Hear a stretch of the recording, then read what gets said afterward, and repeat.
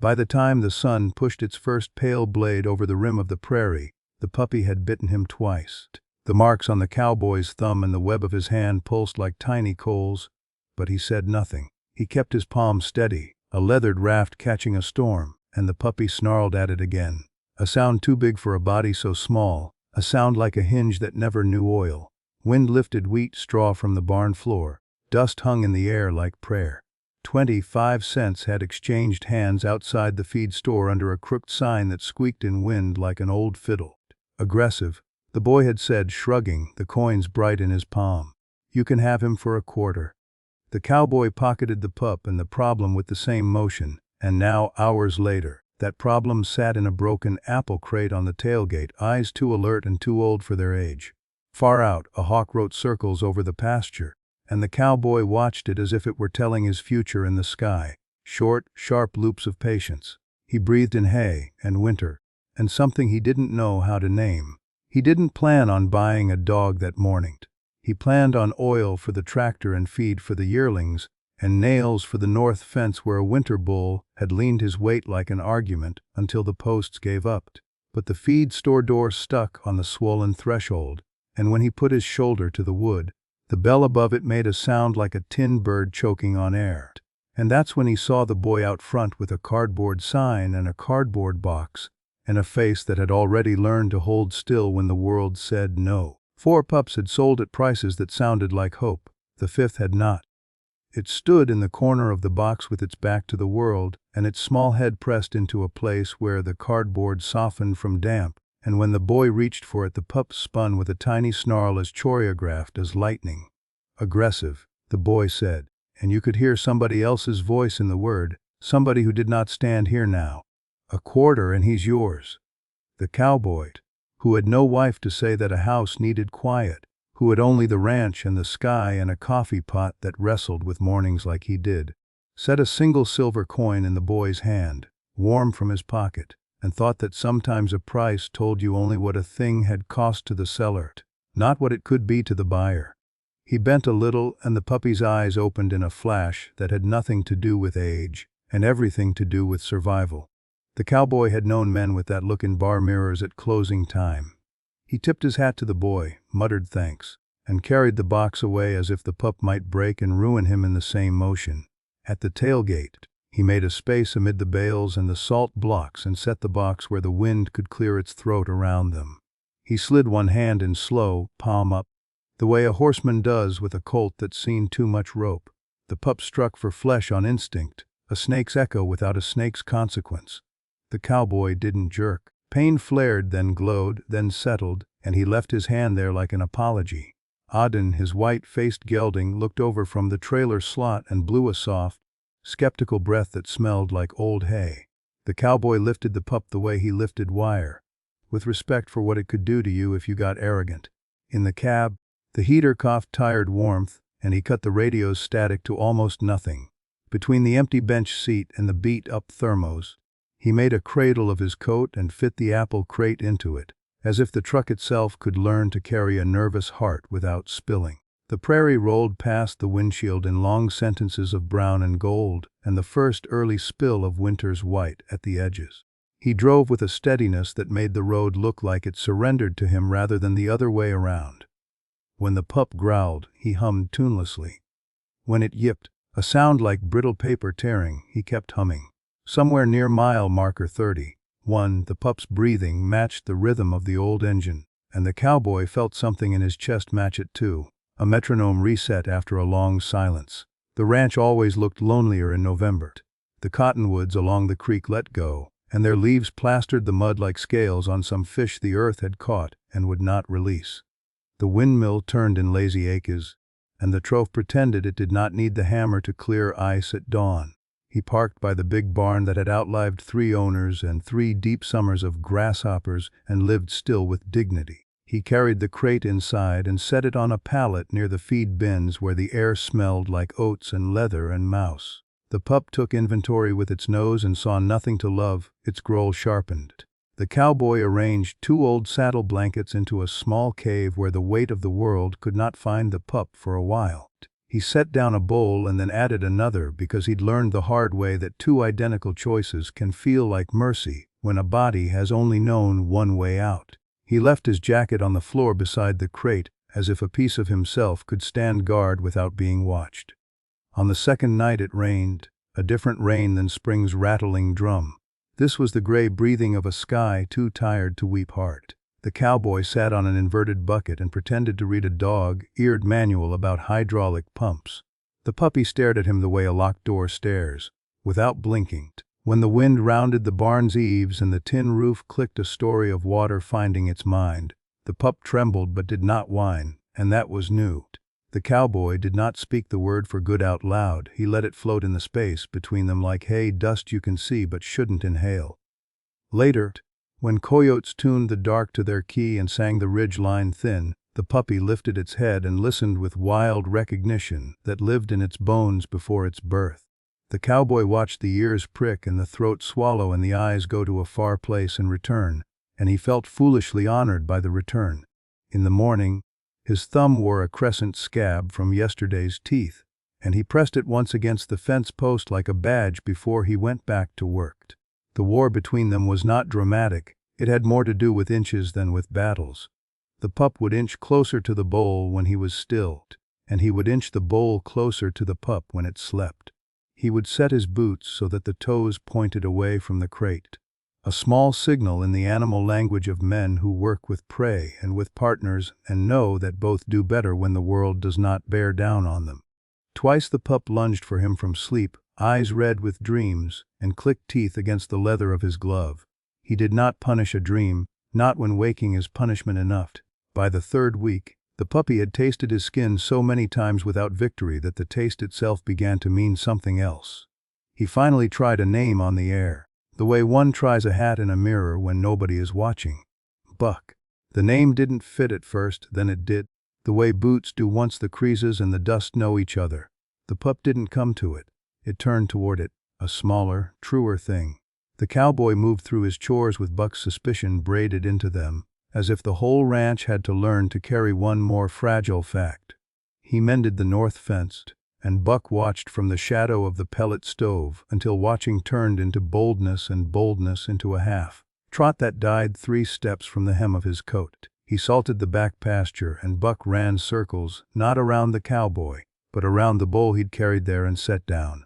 In the evenings, the world's blue thickened against the barn doors, and he whistled without melody and counted the breaths between Buck's sleep and startle. He began planting patience like windbreak trees far apart at first, then closer, until someday they would make shade where otherwise only sun. Snow fell without ceremony, flakes fat enough to announce themselves and then small enough to just be a part of air. The land erased itself and rewrote itself while you watched. Buck's prints were question marks at first, then exclamation points, then lines of handwriting so quick and confident the paper could barely hold them. The cowboy led him to the creek, which wore ice like a tight smile only in the shallows, and to the cottonwoods that knuckled the bank in a line of elder hands. He tapped the iron gate once and Buck flinched, then leaned forward to listen to the note it made. Metal talking to cold. Spooked by his reflection in a water bucket, Buck went for it with teeth, lips peeled tight as a fist, a growl through water like a ghost's radio. The cowboy did nothing but exist nearby and let the dogs will lope around the problem until it broke a sweat. Moments later, Buck shook himself dry and stood as if certain that if there were 2 of him in that bucket, the other one now understood who led. The cowboy laughed with his lungs more than his mouth. Laughter wasn't common on the ranch, and it left a taste like cedar in his throat. He took to sleeping on the tack room floor for a few nights when the blue norther kicked its boots off at the door. He did it for the pipes, he told himself, and for the way old barns creak like they are remembering things they want witnesses for. He woke once to Buck pressed near his boots, muzzle tucked against the leather like the world's worst pillow. He didn't move, because sometimes a gift will bolt if you name it. Dawn soaked through the cracks as a slow wash of pewter, and the coffee he brewed on the old camp stove tasted like burnt bark and forgiveness. Buck blinked awake with that alertness that says sleep is a strategic retreat, not a surrender. The cowboy lifted the tin cup to his lips and felt every year between now and a boyhood that still smelled like saddle soap and pride. He remembered a father's hand heavy on a small shoulder, not unkind, just certain. He remembered a dog in that house, how it waited in doorways and put its muzzle on a knee only when grief had already sat down and asked for water. He did not say these things to Buck. He poured a little coffee on the floor instead, and Buck sniffed it and sneezed like a prayer that didn't know its own language. Toward the end of the 3rd month, the weather turned treacherously kind. Warmth arrived with a grin that showed too many teeth. The grass crackled underfoot like paper left too close to a stove. The sky looked polished, and the horizon sharpened as if daring anything to cross it. The cowboy's neck prickled with the old knowledge that had saved him from more than one problem that didn't announce itself with words. The horses stared south, ears laid like arrows. Even the windmill kept a strange, eager silence. He saddled Ogden at dusk and dragged a section of chain behind to scuff the firebreak along the back fence. Buck paced the edge of light, eyes making the kind of calculations dogs make when they decide whether love is bigger than fear. When the first thunder stepped into the night like a giant who'd forgotten how to move softly, Buck stiffened. Lightning stitched the horizon, bright threads in a dark cloth, and the air smelled like a match struck in a long abandoned room. The cowboy checked the lower gates. The creek, down to its bones, whispered rather than spoke. He opened the gates anyway, the way you open your hands when something you care for needs more space than you want to give. When fire comes to a prairie, it is an animal older than your fear. It pads in on a belly of sparks and then stands tall and then it runs. The cowboy saw the first glow along the scrub line where the old mesquite lay like the ribs of a dead god. He felt Ogden gather himself with that quiet no that good horses have. He nudged with his heels and they moved, a shadow and its rider. Buck a black bullet in their wake, and then ahead because his fear had learned a new shape and it was pointed outward. The lower herd had already started to bunch and moaned, the sound hollow with the old animal memory that says heat can be a rope around a neck. The cowboy worked the gate at the far pasture, chain rattling, hands sure even when the mind wants to scatter. He spoke to the cattle in the language you use for scared things, which is to say he breathed steady and refused to be sped up by panic. The wind made a hand and pushed the fire. Embers lifted like a sudden flock of red birds, fast and aimless. Visibility shrank to a circle of hard white and violent orange.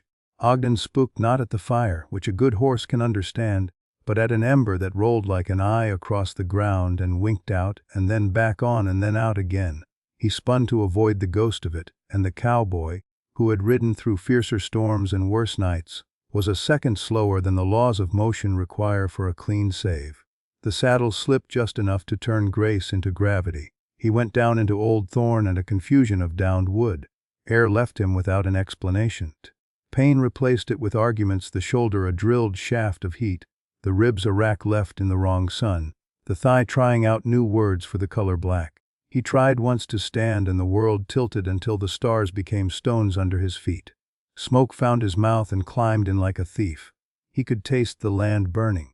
He could taste the barn and the years and the small mercy of patience he had built in quiet. He listened for Ogden and heard only the fierce breathing of an animal trying not to die stupidly. Buck appeared out of the smoke as if the night had decided to invent hope one more time. There was nothing heroic in how his legs moved. They flailed, they scrambled, they betrayed their owner's fear. But the dog put his body down against the cowboy's shoulder with a pressure that said, "Here, be alive here," and then he put his teeth to the dropped lead rope, as if it were an enemy he had planned for his whole short life. The cowboy wanted to argue, wanted to tell the dog to back off before those teeth found skin again, before pain made clumsy mistakes out of both of them. But the smoke bit his arguments in half. Buck pulled, small weight against big, the lead dragging and catching, and he did not stop to consider leverage. He became leverage. He became the stubborn geometry of love. Ogden, seeing the line made between dog and man, made a choice that horses make when they forgive, when they come back, when they lift their own fear and put it down somewhere else so it doesn't crush them. He stepped toward the fallen man and lowered his neck, the reins hanging like tired vines. Buck hauled again and again until the cowboy's hand found leather, and then horn, and then the hard, homely fact of a living animal's heat against his cheek. They moved the way rescued things moved, not beautifully, not wisely, but toward. The cowboy leveraged pain into motion and got a knee under him the way a person gets a sentence under control after the truth has broken it in two. Ogden held. Buck kept his head low and his teeth on the rope when needed and off when not, and he vibrated with a sound that was almost a growl and almost a prayer. Together they dragged a geography's worth of hurt into a shape they could carry. The fire's voice rose high and mean, a clatter of dry grass combusting with gossiping speed. They left the tangle of mesquite and crossed the raw ground the cowboy had scuffed earlier. The ungainly drag marks now a providence he had planted without knowing the harvest would be his own life. At the gate Ogden hesitated. The cowboy, dizzy, pressed his ribs against the horn and whispered 3 words from a language he didn't use for anyone but animals. Ogden stepped through. Buck bolted ahead to scout the next breath like he was paying for each one with money he hadn't earned yet. Beyond the gate, the heat went from murderous to merely cruel. Smoke turned back into air in stages, as if remembering the recipe. The cowboy slumped to the ground and the earth took him like a mother who has seen worse. He laughed once and it sounded like breaking glass. Buck pressed his head into the cowboy's chest and left a smear of ash there that looked like a signature. Ogden planted a foot, and then another near enough that the cowboy could put a hand around a warm ankle and remind himself that the world still contained a heart bigger than his own. They stayed that way while a line of flame ran the fence line, and then thought better of the path it had chosen and turned where the wind told it to, and while a hawk in the dark made a sound the cowboy had never heard a hawk make, a lost note, thready and new. Pain asserted itself fully once the body learned it would not have to die to get out of this. The cowboy tasted copper with every breath and salt with every thought. He did inventory, shoulder angry but likely whole, ribs a chorus of complaint but no knives poking where lungs ought to be, thigh a storm cloud with hoofbeats inside it. He named these parts quietly the way ranchers name fields nobody else sees. He turned his face to Buck. The dog met his eyes without flinching. Dogs tend to break eye contact when they are scared of your soul. Buck held it till the cowboy had to look away first.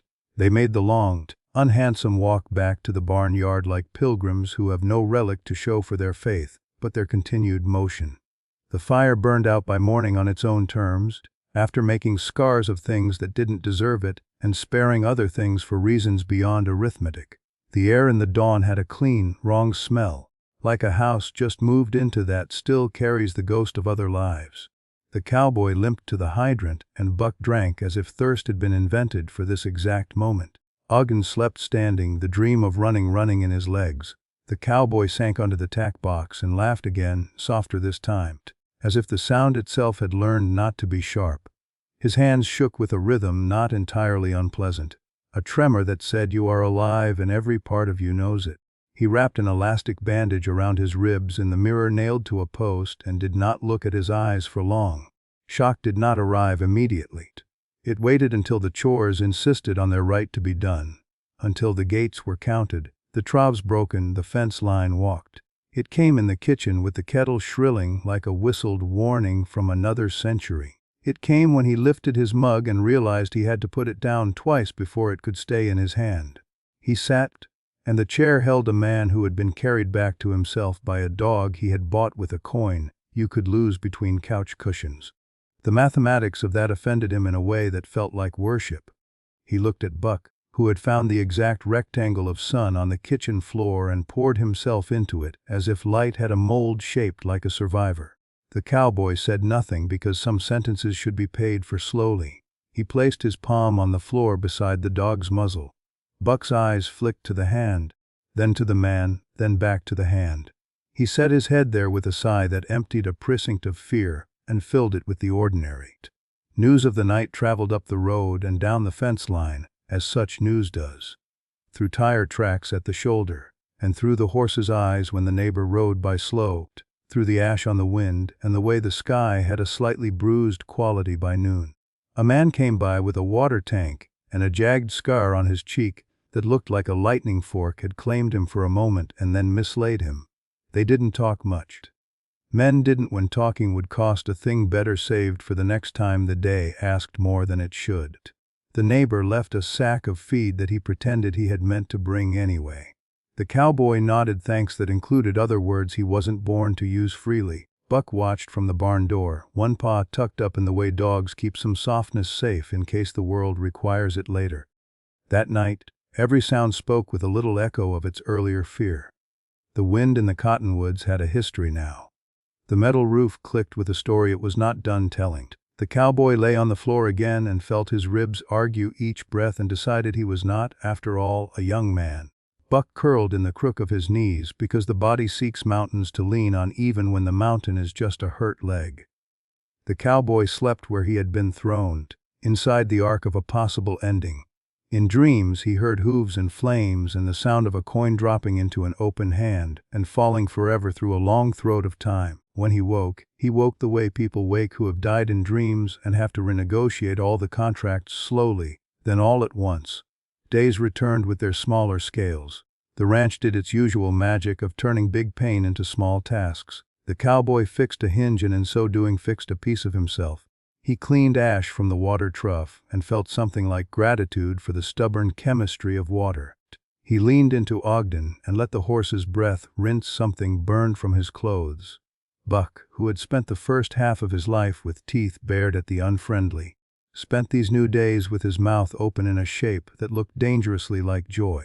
He stretched in the doorway and made that little sound dogs make when their hamstrings forgive them, and the day invites them to sprint.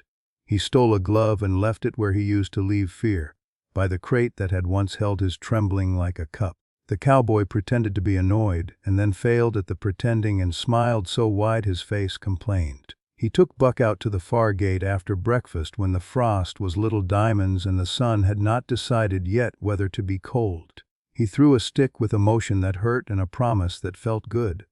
Buck ran after it with the businesslike sincerity of a ranch hand who has found the job he was built for. He brought it back not to the cowboy's hand, not yet, but to the space between them that had once been a gulf and was now only the length of a braith. The cowboy met him at that border and took the stick and felt an old ceremony finish itself quietly. The windmill did its work, less creaky now that a little oil had gone to the right place, the way an apology works when delivered to the exact hinge that squeaked. The creek, shy under its thin lid of ice, showed a little grin at the edges where water could still find itself. When they passed the patch where he had fallen, the press of mesquite, the scuffed ground, the black lip of ash, the cowboy stopped. Buck stopped with him, head swinging up to read the news on the man's face. The cowboy reached down and let his fingers brush the old burned scar on a branch, and it came away black, the pigment of things that had been made simpler by fire. He wiped his hand on his jeans and left a mark there that would not come out. Some stains are not meant to. He looked at Buck and then beyond him to where the sky made that long, gentle equation with the earth. He thought about how a quarter had bought him a problem, and 3 months had bought him a companion, and a single night had bought him a debt so large the only interest he could pay on it was to keep waking up and doing right by it. He began talking to Buck without noticing he had crossed that line. Men talk to dogs the way they wish they could talk to their dead, with no expectation of language's neatness and every faith in its warmth. He told Buck about a colt he had once ridden into the river and how both of them had learned, by mutual terror, the exact weight of water. He told him about his father's hands and his mother's laugh, both of which seemed to be fading around the same blue edges in his mind. He told him about a girl he had been stupid with when both of them were 20, and how that kind of stupidity had tasted like sugar cane chewed until your jaw ached. Buck listened with his whole skull, which is how dogs do it. He shifted his weight when the story wanted that, and he lay down when the story couldn't stand on its own, and he put his chin on the cowboy's boot when grief came in, asking again for water. Once, near dusk, the boy from the feed store drove up the road in a truck that had given up on one of its shocks. He had grown a month and a half taller, or maybe just more solemn. He said he was checking to see if the aggressive one had made trouble. The cowboy said, cautiously, that trouble had made something better out of both of them. Buck came to the porch and sat with that upright attention that makes statues seem lazy. The boy whistled once without the expectation of results, and then whistled again when the dog tilted his head in a way that invited partnerships. "What'd you name him?" the boy asked, and the cowboy said it, and the name felt like a sturdy gate, hung straight on good posts. The boy nodded as if he'd been given a piece of the story he could carry without it burning his pocket. He left with a bag of old tack and a pie tin because trades are only sometimes money. Winter shifted toward that exhausted brightness that happens when the light returns, but the ground remembers too much cold to celebrate properly. The ranch breathed easier and at the same time braced, because even good seasons on the prairie come with invoices. Buck learned the map of the place by heart and then by hoofbeat and then by scent, which is the best way. He could find the cowboy in a crowd of empty air. He lay by the stock tank and watched the sunlight make coins in the ripples and did not try to bite them. He inspected the fence line like a foreman who secretly enjoys a job and doesn't want to be found out. He took the cowboy's old hat brim in his teeth when the man slept on the tack room floor and tugged it down over his eyes when light tried to wake him before his body was done sewing itself back together. The day the last trace of ash blew off the mesquite and into a sky interested in other things, the cowboy took Buck to the ridge. It was nothing big, that ridge, just the land lifting its chin to see better. From there, the ranch looked like a map drawn by a hand that loved it, the switchback lines of the creek, the skeletal grace of cottonwoods, the rectangular honesty of the corrals, the barn like a box that had known Christmas many times and still kept its tape marks as decoration. Wind hit them square as a handshake, and Buck closed his eyes to narrow the world to feel.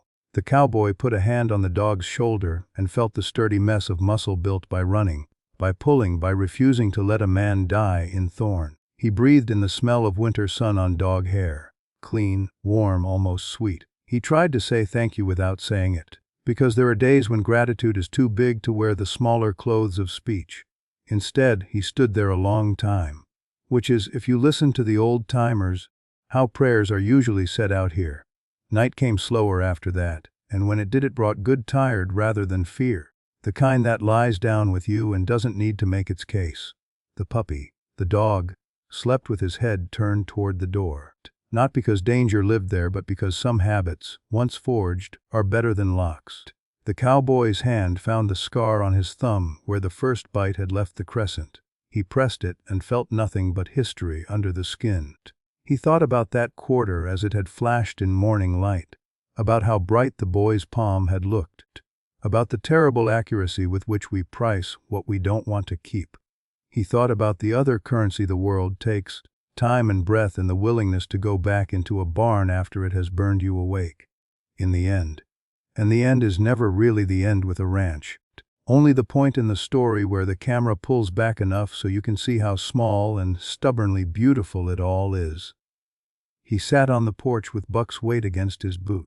The sky had softened to a color you can't name without lying.